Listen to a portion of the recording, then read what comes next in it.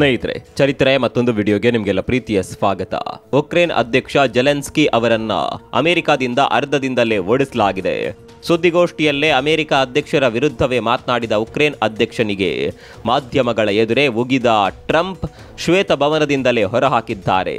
ಅನಿರೀಕ್ಷಿತ ಬೆಳವಣಿಗೆಯಲ್ಲಿ ಬಂದ ದಾರಿಗೆ ಸುಂಕವಿಲ್ಲ ಅಂತ ದುರಂಕಾರಿ ಅಧ್ಯಕ್ಷ ಅಮೆರಿಕದಿಂದ ವಾಪಸ್ ಬಂದುಬಿಟ್ಟಿದ್ದಾರೆ. ಎಲ್ಲದಕ್ಕಿಂತ ಹೆಚ್ಚಾಗಿ ಉಕ್ರೇನ್ ಅಧ್ಯಕ್ಷ ಮಾಧ್ಯಮಗಳ ಎದುರೇ ಟ್ರಂಪ್ ವಿರುದ್ಧ ಮಾತನಾಡಿರುವುದು ಭಾರಿ ಚರ್ಚೆಗೆ ಕಾರಣವಾಗಿದೆ. ಸ್ನೇಹಿತರೆ, ಟ್ರಂಪ್ ಅಧಿಕಾರಕ್ಕೆ ಬಂದ ನಂತರ ಹಲವಾರು ಬದಲಾವಣೆಗಳು ಜಾಗತಿಕ ಮಟ್ಟದಲ್ಲಿ ನಡೀತಾ ಇದೆ. ಅಂತಾರಾಷ್ಟ್ರೀಯ ಮಟ್ಟದಲ್ಲಿ ನಡೀತಾ ಇರುವ ವಿದ್ಯಮಾನಗಳ ಲೆಕ್ಕಾಚಾರಗಳು ತಲೆ ಕೆಳಗಾಗಿವೆ. ಅದರಲ್ಲಿ ಪ್ರಮುಖವಾಗಿ ಉಕ್ರೇನ್ ಹಾಗೂ ರಷ್ಯಾ ನಡುವೆ ನಡೀತಾ ಇರುವ ಯುದ್ಧ ಈಗ ರೋಚಕ ತಿರುವು ಪಡೆದುಕೊಂಡಿದೆ.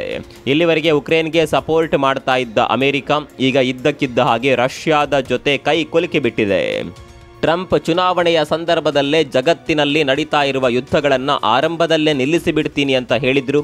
ಅದಕ್ಕೆ ಸಾಕ್ಷಿ ಅನ್ನುವ ಹಾಗೆ ಈಗ ಇಸ್ರೇಲ್ ಹಾಗೂ ಹಮಾಸ್ ನಡುವೆ ಕದನ ವಿರಾಮ ಘೋಷಣೆಯಾಗಿದೆ. ಇದೀಗ ರಷ್ಯಾ ಹಾಗೂ ಉಕ್ರೇನ್ ನಡುವಿನ ಯುದ್ಧಕ್ಕೆ ಬ್ರೇಕ್ ಹಾಕೋದಕ್ಕೆ ಅಮೆರಿಕ ಪ್ರಯತ್ನ ಮಾಡ್ತಾ ಇದೆ. ಈ ಮಧ್ಯೆ ಉಕ್ರೇನ್ ಅಧ್ಯಕ್ಷ ಜೆಲೆನ್ಸ್ಕಿ ತನ್ನ ಗಾಂಚಾಲಿ ಬುದ್ಧಿ ತೋರಿಸಿಬಿಟ್ಟಿದ್ದಾನೆ. ಮಾತುಕತೆಗೆ ಕರೆದು ಸತ್ಕಾರ ಮಾಡಿ ಪಕ್ಕದಲ್ಲಿ ಕೂರಿಸಿಕೊಂಡು ಎಲ್ಲವನ್ನ ಸರಿ ಮಾಡೋಣ ಅಂತ ಹೊರಟಿದ್ದ ಟ್ರಂಪ್ ವಿರುದ್ಧವೇ ಉಕ್ರೇನ್ ಅಧ್ಯಕ್ಷರು ಮಾತನಾಡಿದ್ದಾರೆ.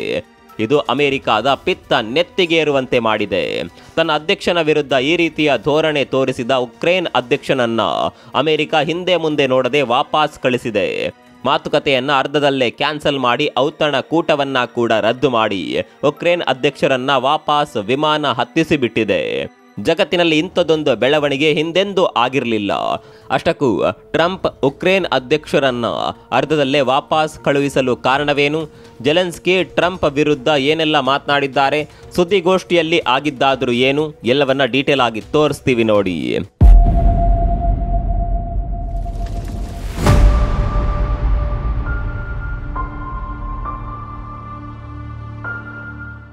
ಸ್ನೇಹಿತರೆ, ರಷ್ಯಾ ಹಾಗೂ ಉಕ್ರೇನ್ ನಡುವೆ ಯುದ್ಧ ನಡೆಯುತ್ತಿರುವ ಬಗ್ಗೆ ನಿಮಗೆಲ್ಲ ಗೊತ್ತಿರಬಹುದು. ಆದರೆ ಯುದ್ಧ ಯಾಕೆ ನಡೀತಾ ಇದೆ ಅನ್ನೋದು ತುಂಬಾ ಜನಕ್ಕೆ ಗೊತ್ತಿಲ್ಲ. ರಷ್ಯಾ ಉಕ್ರೇನ್ನ ಮೇಲೆ ಮೊದಲು ದಾಳಿ ಮಾಡಿದ್ದು ಅನ್ನೋದು ತುಂಬಾ ಜನಕ್ಕೆ ಗೊತ್ತಿದೆ. ಆದರೆ ರಷ್ಯಾ ಯಾಕೆ ಉಕ್ರೇನ್ನ ಮೇಲೆ ದಾಳಿ ಮಾಡಿತು ಅನ್ನೋದು ನಿಮ್ಮಲ್ಲಿ ತುಂಬಾ ಜನಕ್ಕೆ ಗೊತ್ತಿರಲಿಕ್ಕಿಲ್ಲ. ಯುದ್ಧ ಆರಂಭವಾಗಿ 2.5 ವರ್ಷವಾದರೂ ಯುದ್ಧ ನಡೀತಾ ಇದೆ. ಆದರೆ ಇದರ ಹಿಂದಿನ ಮೂಲ ಯಾವುದು ಅನ್ನೋದನ್ನ ಅರ್ಥ ಮಾಡಿಕೊಳ್ಳೋದಕ್ಕೆ ತುಂಬಾ ಜನರಿಂದ ಆಗಲಿಲ್ಲ. ಸ್ನೇಹಿತರೆ, ಸೋವಿಯತ್ ರಷ್ಯಾ ಒಡೆದು ಚೂರಾದಾಗ ಸೋವಿಯತ್ ರಷ್ಯಾದಿಂದ ಹೊರಬಂದ ದೇಶ ಉಕ್ರೇನ್. ಅದಕ್ಕಿಂತ ಮೊದಲು ಉಕ್ರೇನ್ ಸೋವಿಯತ್ ರಷ್ಯಾದ ಭಾಗವಾಗಿತ್ತು ಅನ್ನೋದು ಇಲ್ಲಿ ಗಮನಿಸಬೇಕಾದ ಸಂಗತಿ. ಹೀಗೆ ಸೋವಿಯತ್ ರಷ್ಯಾದಿಂದ ಬೇರ್ಪಟ್ಟ ಉಕ್ರೇನ್ ಮುಂದೆ ಯುರೋಪ್ ದೇಶಗಳ ಜೊತೆ ಹತ್ತಿರವಾಗುತ್ತಾ ಹೋಗುತ್ತೆ. ಮತ್ತೊಂದು ಕಡೆಯಲ್ಲಿ ರಷ್ಯಾ ಹಾಗೂ ಅಮೆರಿಕದ ನಡುವೆ ಶೀತಲ ಸಮರ ಮುಂದುವರಿಯುತ್ತಾ ಹೋಗುತ್ತೆ. ಈ ಶೀತಲ ಸಮರದ ನಡುವೆಯೇ ಅಮೆರಿಕ ಒಂದು ಅಲಯನ್ಸ್ ಅನ್ನ ರೆಡಿ ಮಾಡುತ್ತೆ. ಆ ಗುಂಪಿಗೆ ನ್ಯಾಟೋ ಅನ್ನುವ ಹೆಸರಿಡುತ್ತೆ. ಇಲ್ಲಿ ನ್ಯಾಟೋ ಅಂದರೆ ಅಮೆರಿಕ ನೇತೃತ್ವದ ದೇಶಗಳ ಗುಂಪು. ಈ ಗುಂಪನ್ನ ಸೇರಿಕೊಂಡ್ರೆ ಆಗುವ ಅಡ್ವಾಂಟೇಜ್ ಏನಪ್ಪ ಅಂತ ಕೇಳಿದ್ರೆ ರಕ್ಷಣೆ. ಈ ಗುಂಪಿನ ದೇಶಗಳು ಮಾಡಿಕೊಂಡಿರುವ ಒಪ್ಪಂದದ ಪ್ರಕಾರ ಯಾವುದಾದರೂ ಒಂದು ದೇಶದ ಮೇಲೆ ದಾಳಿಯಾದರೂ ಅದು ನ್ಯಾಟೋ ಪಡೆಯ ಎಲ್ಲ ದೇಶಗಳ ಮೇಲೆ ದಾಳಿಯಾದಂತೆ ಅರ್ಥ. ಅಂತಹ ಸಂದರ್ಭದಲ್ಲಿ ನ್ಯಾಟೋ ಪಡೆಯಲ್ಲಿರುವ ಆ ದೇಶದ ಸಹಾಯಕ್ಕೆ ಅಮೆರಿಕ ಸೇರಿದಂತೆ ಎಲ್ಲ ದೇಶಗಳು ಬರಬೇಕು. ಇದೇ ಉದ್ದೇಶದಿಂದಾಗಿ ಹಲವು ಸಣ್ಣ ಪುಟ್ಟ ದೇಶಗಳು ಕೂಡ ನ್ಯಾಟೋ ಪಡೆಯನ್ನ ಸೇರಿಕೊಂಡಿದ್ದವು. ಹೀಗಿರುವಾಗ ಉಕ್ರೇನ್ಗೆ ಕೂಡ ಈ ನ್ಯಾಟೋ ಪಡೆಗೆ ಸೇರುವ ಮನಸ್ಸಾಗುತ್ತೆ. ಇಲ್ಲಿ ಗಮನಿಸಬೇಕಾದ ಸಂಗತಿ ಅಂದರೆ ಉಕ್ರೇನ್ ರಷ್ಯಾದ ಜೊತೆ ಗಡಿ ಹಂಚಿಕೊಂಡಿರುವ ದೇಶ. ಹೀಗಾಗಿ ಉಕ್ರೇನ್ ನ್ಯಾಟೋ ಪಡೆಗೆ ಸೇರ್ಪಡೆಯಾಗೋದು ರಷ್ಯಾಗೆ ಇಷ್ಟವಿರಲಿಲ್ಲ. ಕಾರಣ ಅಮೆರಿಕದಂತಹ ಶತ್ರು ದೇಶಗಳು ತನ್ನ ಗಡಿಯ ಹತ್ತಿರಕ್ಕೆ ಬಂದು ನಿಲ್ಲೋದು ಅದಕ್ಕೆ ಸ್ವಲ್ಪವೂ ಇಷ್ಟವಿರಲಿಲ್ಲ. ಇದು ಭವಿಷ್ಯದ ದೃಷ್ಟಿಯಿಂದ ಅಪಾಯ ಕೂಡ ಹೌದು. ಹೀಗಾಗಿ ಉಕ್ರೇನ್ ಬಳಿಯಲ್ಲಿ ರಷ್ಯಾ ವಿನಂತಿ ಮಾಡಿಕೊಳ್ಳುತ್ತೆ, ನೀವು ನ್ಯಾಟೋ ಪಡೆಗೆ ಸೇರ್ಪಡೆಯಾಗಬೇಡಿ. ಸೇರ್ಪಡೆಯಾದರೆ ಅದರಿಂದ ಮುಂದೆ ನಮಗೆ ತೊಂದರೆ ಆಗುತ್ತೆ. ನಮ್ಮ ಶತ್ರು ದೇಶ ಅಮೆರಿಕ ನಮ್ಮ ಗಡಿಯಲ್ಲಿ ನಿಂತ ಹಾಗಾಗುತ್ತೆ ಅಂತ ರಷ್ಯಾ ಉಕ್ರೇನ್ ಬಳಿ ಮನವಿ ಮಾಡಿತ್ತು. ಆದರೆ ಉಕ್ರೇನ್ ಈ ಮನವಿಯನ್ನ ಕೇರ್ ಕೂಡ ಮಾಡೋದಿಲ್ಲ. ಅಮೆರಿಕ ನೇತೃತ್ವದ ನ್ಯಾಟೋ ಪಡೆಗೆ ಸೇರ್ಪಡೆಯಾಗೋದಕ್ಕೆ ಪ್ರಕ್ರಿಯೆಗಳನ್ನು ಶುರು ಮಾಡಿಬಿಡುತ್ತೆ. ಇದರಿಂದ ರೊಚ್ಚಿಗೆದ್ದ ರಷ್ಯಾ ಉಕ್ರೇನ್ ವಿರುದ್ಧ ಯುದ್ಧ ಘೋಷಣೆ ಮಾಡಿತ್ತು. ಇದು ಉಕ್ರೇನ್ ಹಾಗೂ ರಷ್ಯಾ ನಡುವಿನ ಯುದ್ಧದ ಅಸಲಿ ಕಾರಣ. ಈಗ ಪರಿಸ್ಥಿತಿ ಎಲ್ಲಿವರೆಗೆ ಬಂದಿದೆ ನೋಡಿ. ರಷ್ಯಾ ವಿರುದ್ಧ ಯುದ್ಧ ಮಾಡೋದಕ್ಕೆ ಪ್ರಚೋದನೆ ನೀಡಿದ ಅಮೆರಿಕವೇ ಈಗ ಉಕ್ರೇನ್ ಅಧ್ಯಕ್ಷನನ್ನ ತನ್ನ ದೇಶದಿಂದ ಹೊರಹಾಕಿದೆ. ಇಲ್ಲಿವರೆಗೆ ರಷ್ಯಾ ವಿರುದ್ಧ ಯುದ್ಧ ಮಾಡೋದಕ್ಕೆ ಸಹಾಯ ಮಾಡ್ತಾ ಇದ್ದ ಅಮೆರಿಕವೇ ಉಕ್ರೇನ್ ಅಧ್ಯಕ್ಷನನ್ನ ಅರ್ಧದಲ್ಲೇ ವಾಪಸ್ ಕಳಿಸಿದೆ. ಇದಕ್ಕೆ ಕಾರಣ ಮೊದಲನೇದಾಗಿ ಸರ್ಕಾರ ಬದಲಾವಣೆಯಾಗಿರೋದು, ಎರಡನೇದು ಉಕ್ರೇನ್ ಅಧ್ಯಕ್ಷನ ಧಿಮಾಕು.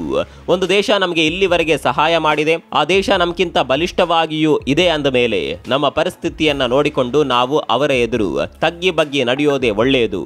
ಅದು ಬಿಟ್ಟು ವಾದ ಮಾಡೋದಕ್ಕೆ ನಿಂತು ಬಿಟ್ರೆ ಮುಂದೆ ಏನಾಗುತ್ತೆ ಅನ್ನೋದಕ್ಕೆ ಟ್ರಂಪ್ ಹಾಗೂ ಜೆಲೆನ್ಸ್ಕಿಯ ಸುದ್ದಿಗೋಷ್ಠಿಯೇ ಸಾಕ್ಷಿ. ಆಗಿದ್ದು ಇಷ್ಟೇ, ಟ್ರಂಪ್ ಉಕ್ರೇನ್ ಅಧ್ಯಕ್ಷ ಜೆಲೆನ್ಸ್ಕಿಯನ್ನ ಅಮೆರಿಕಾಗೆ ಕರೆಸಿಕೊಂಡಿದ್ದರು. ಜೆಲೆನ್ಸ್ಕಿ ಕೂಡ ಅಮೆರಿಕಾದಿಂದ ಹೆಚ್ಚಿನ ನೆರವು ಪಡೆಯುವ ಕುರಿತು ಮಾತುಕತೆ ನಡೆಸುವ ಉದ್ದೇಶದಿಂದ ಅಮೆರಿಕಾದ ಶ್ವೇತಭವನಕ್ಕೆ ಬಂದಿದ್ರು. ಹೀಗೆ ಮಾತುಕತೆ ಆಗುವಾಗ ಅಮೆರಿಕ ಅಧ್ಯಕ್ಷ ಟ್ರಂಪ್ ಹಾಗೂ ಉಕ್ರೇನ್ ಅಧ್ಯಕ್ಷ ಜೆಲೆನ್ಸ್ಕಿ ಮತ್ತು ಅಮೆರಿಕಾದ ಉಪಾಧ್ಯಕ್ಷರು ಜಂಟಿ ಸುದ್ದಿಗೋಷ್ಠಿ ನಡೆಸ್ತಾರೆ. ಈ ಸಂದರ್ಭದಲ್ಲಿ ರಷ್ಯಾದ ಜೊತೆ ಕದನ ವಿರಾಮ ಮಾಡುವಂತೆ ಅಮೆರಿಕ ಅಧ್ಯಕ್ಷ ಟ್ರಂಪ್ ಜೆಲೆನ್ಸ್ಕಿಗೆ ಸಲಹೆ ನೀಡುತ್ತಾರೆ. ಆದರೆ ಈ ಡೀಲ್ಗೆ ಉಕ್ರೇನ್ ಅಧ್ಯಕ್ಷ ಒಪ್ಪಿಗೆ ನೀಡಲಿಲ್ಲ. ಇದೇ ವಿಚಾರದಿಂದಾಗಿ ವಾಕ್ಸಮರ ಶುರುವಾಗುತ್ತೆ. ಅಮೆರಿಕ ಉಪಾಧ್ಯಕ್ಷ ನೀಡಿದ ಸಲಹೆಯನ್ನ ಜೆಲೆನ್ಸ್ಕಿ ಲೇವಡಿ ಮಾಡ್ತಾರೆ. ಈ ಸಂದರ್ಭದಲ್ಲಿ ಮಧ್ಯ ಪ್ರವೇಶಿಸಿದ ಡೊನಾಲ್ಡ್ ಟ್ರಂಪ್ ಜೆಲೆನ್ಸ್ಕಿಗೆ ಖಡಕ್ ವಾರ್ನಿಂಗ್ ನೀಡುತ್ತಾರೆ. ಅವರ ಮನವೊಲಿಸಲು ಕೂಡ ಪ್ರಯತ್ನಿಸಿದ್ದಾರೆ. ಆದರೆ ಇದ್ಯಾವುದಕ್ಕೂ ಬಗ್ಗದ ಉಕ್ರೇನ್ ಅಧ್ಯಕ್ಷನ ನಡೆಯಿಂದ ನಾವು ನಮ್ಮ ಬೆಂಬಲ ಹಿಂಪಡೆಯೋದಾಗಿ ಟ್ರಂಪ್ ವಾರ್ನಿಂಗ್ ಮಾಡಿದ್ದಾರೆ. ನಿಮ್ಮ ಸದ್ಯದ ಪರಿಸ್ಥಿತಿ ಸರಿಯಿಲ್ಲ, ತುಂಬ ಕೆಟ್ಟ ಪರಿಸ್ಥಿತಿಯಲ್ಲಿ ಉಕ್ರೇನ್ ಇದೆ. ಈಗ ನಿಮಗೆ ಬೇರೆ ಆಪ್ಷನ್ಗಳೇ ಇಲ್ಲ. ನೀವು ಕೋಟ್ಯಂತರ ಜೀವಗಳ ಜೊತೆ ಆಟ ಆಡ್ತಾ ಇದ್ದೀರಿ. ಅಷ್ಟು ಮಾತ್ರವಲ್ಲ, 3ನೇ ಮಹಾಯುದ್ಧದೊಂದಿಗೆ ಜೂಜಿಗೆ ಇಳಿದಿದ್ದೀರಿ ಅಂತ ಖಡಕ್ಕಾಗಿಯೇ ಟ್ರಂಪ್ ಮಾತನಾಡಿಬಿಡ್ತಾರೆ. ಹೀಗೆ ಶುರುವಾದ ವಾಕ್ಸಮರ ಕೊನೆಗೆ ಜೆಲೆನ್ಸ್ಕಿಯನ್ನ ವಾಪಸ್ ಕಳಿಸೋದರ ಮಟ್ಟಿಗೆ ನಿಂತಿತ್ತು. ಅಲ್ಲಿಗೆ ಅಮೆರಿಕ ಹಾಗೂ ಉಕ್ರೇನ್ ನಡುವಿನ ಸಂಬಂಧ ಬಹುತೇಕವಾಗಿ ಅಂತ್ಯಗೊಂಡಿದೆ. ಅದು ಕೂಡ ಶಾಂತಿ ಮಾತುಕತೆ ಮಾಡುವ ಉದ್ದೇಶ ಇದ್ರೆ ಮಾತ್ರ ಅಮೆರಿಕಾಗ್ ಬನ್ನಿ ಅಂತ ಟ್ರಂಪ್ ಹೇಳಿ ಕಳಿಸಿದ್ದಾರೆ. ಅಲ್ಲಿಗೆ ಅಮೆರಿಕ ನೀಡ್ತಾ ಇದ್ದ ನೆರವು ಕೂಡ ಬಹುತೇಕ ಕ್ಯಾನ್ಸಲ್ ಆಗುತ್ತೆ. ಯುದ್ಧ ರಂಗದಲ್ಲಿ ಉಕ್ರೇನ್ ಒಬ್ಬಂಟಿ ಆಗುತ್ತೆ. ಇದರಿಂದ ರಷ್ಯಾದ ಬಲ ಹೆಚ್ಚಾಗುತ್ತೆ. ರಷ್ಯಾ ಮನಸ್ಸು ಮಾಡಿದ್ರೆ ಅಮೆರಿಕದ ಸಹಾಯವಿಲ್ಲದ ಉಕ್ರೇನ್ ಅನ್ನ ವಶಪಡಿಸಿಕೊಳ್ಳೋದಕ್ಕೆ ತುಂಬಾ ಹೊತ್ತು ಬೇಕಾಗೋದಿಲ್ಲ. ಆದರೆ ಇಲ್ಲಿ ಜೆಲೆನ್ಸ್ಕಿ ದುರಂಕಾರ ಪ್ರದರ್ಶನ ಮಾಡಿದ್ದಾರೆ. ಈ ದುರಂಕಾರ ಉಕ್ರೇನ್ ಅನ್ನುವ ಪುಟ್ಟ ದೇಶವನ್ನ ಸುಟ್ಟು ಭಸ್ಮ ಮಾಡಬಹುದು. ಇನ್ಮುಂದೆ ಉಕ್ರೇನ್ಗೆ ಸ್ವಂತ ಬಲದಲ್ಲಿ ಹೋರಾಟ ಮಾಡೋದಕ್ಕಂತೂ ಸಾಧ್ಯವಿಲ್ಲ. ಅಮೆರಿಕದ ಸಹಾಯದಿಂದಲೇ ಉಕ್ರೇನ್ ಇಲ್ಲಿವರೆಗೆ ರಷ್ಯಾ ಅನ್ನುವ ದೈತ್ಯನನ್ನ ಎದುರಿಸಿತ್ತು. ಆದರೆ ಅಮೆರಿಕ ಈಗ ಉಕ್ರೇನ್ನಿಂದ ದೂರ ಸರಿತಾ ಇದೆ. ತಾಳ್ಮೆಯಿಂದಲೇ ಎಲ್ಲವನ್ನ ಮಾಡ್ತಾ ಇದ್ದಿದ್ರೆ ಟ್ರಂಪ್ ಏನಾದರೂ ಮಾನವೀಯತೆಯನ್ನಾದರೂ ತೋರಿಸ್ತಾ ಇದ್ರು. ಆದರೆ ಟ್ರಂಪ್ ವಿರುದ್ಧವೇ ತಿರುಗಿ ಬಿದ್ದ ಜೆಲೆನ್ಸ್ಕಿಯನ್ನ ಟ್ರಂಪ್ ಇನ್ಯಾವತ್ತೂ ಕ್ಷಮಿಸೋದು ಅನುಮಾನ. ಇಲ್ಲಿ ಜೆಲೆನ್ಸ್ಕಿ ಒಬ್ಬ ಜೋಕರ್ನ ರೀತಿ ಕಾಣಿಸ್ತಾರೆ. ತನ್ನ ಪ್ರತಿಷ್ಠೆಗಾಗಿ ತನ್ನ ದೇಶವನ್ನೇ ಬಲಿಕೊಟ್ಟ ನಾಯಕನಂತೆ ಕಾಣಿಸ್ತಾರೆ. ಇಲ್ಲಾಂದ್ರೆ ಇಷ್ಟೊತ್ತಿಗೆ ಈ ಯುದ್ಧವನ್ನ ನಿಲ್ಲಿಸಬಹುದಿತ್ತು. ಅದು ಬಿಟ್ಟು ಜಿದ್ದಿಗೆ ಬಿದ್ದ ಉಕ್ರೇನ್ ಅಧ್ಯಕ್ಷ ರಷ್ಯಾ ವಿರುದ್ಧ ಯುದ್ಧ ಮುಂದುವರಿಸಿಕೊಂಡು ಬಂದು ದೇಶವನ್ನ ಹಾಳು ಮಾಡೋದ್ರ ಜೊತೆಗೆ ಜನರನ್ನ ಕೂಡ ಬಲಿ ತೆಗೆದುಕೊಳ್ತಾ ಇದ್ದಾರೆ. ಇಲ್ಲಿವರೆಗೆ ಜನ ಕೂಡ ತಮ್ಮ ಅಧ್ಯಕ್ಷರ ಪರವಾಗಿ ನಿಂತಿದ್ರು. ಆದರೆ ಇನ್ನು ಮುಂದೆ ಆ ಬೆಂಬಲ ಸಿಗೋದು ಅನುಮಾನ. ಹಠದಿಂದ ಏನನ್ನ ಕೂಡ ಸಾಧಿಸಲು ಸಾಧ್ಯವಿಲ್ಲ ಅನ್ನೋದು ಅಲ್ಲಿನ ಜನರಿಗೂ ಕೂಡ ಗೊತ್ತಾಗ್ತಾ ಇದೆ. ಉಕ್ರೇನ್ ಅಧ್ಯಕ್ಷ ತಮ್ಮ ಗುಂಡಿಯನ್ನ ತಾವೇ ತೋಡಿಕೊಂಡಿದ್ದಾರೆ. ಮುಂದೆ ರಷ್ಯಾವನ್ನ ಒಬ್ಬಂಟಿಯಾಗಂತೂ ಎದುರಿಸೋದಕ್ಕೆ ಸಾಧ್ಯವಿಲ್ಲ. ಅಮೆರಿಕವಂತೂ ಸಹಾಯ ಮಾಡೋದಿಲ್ಲ.